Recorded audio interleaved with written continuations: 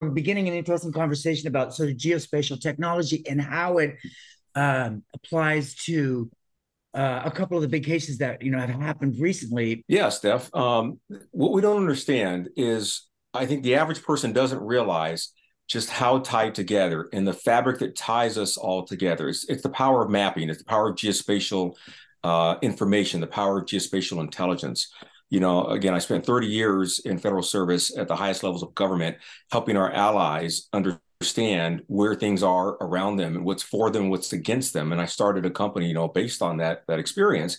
And in the cases of, the Idaho murders, that quadruple homicide late last year, in the case that just went to trial and the sentencing of Murdaugh, for the murder of his wife and son, geospatial information is at the heart of both of those cases, and is sort of like the unseen fabric. It's this unsung hero, if you will, that's actually helping detectives really understand and contextualize and solve these cases. In fact, it's the thing that did Murdaugh in, right? The fact that his son, against all of his testimony as an attorney and very experienced lawyer, he had fabricated this defense for himself.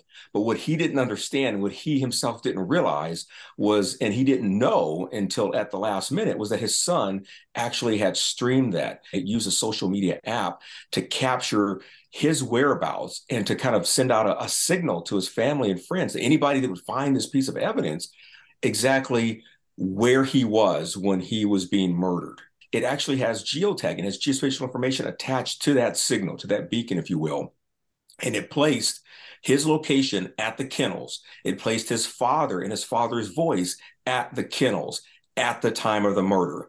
And it just unraveled his entire defense for himself. It deconstructed the lie that he told to the jury and to the world that he didn't do it. And it was irrefutable proof.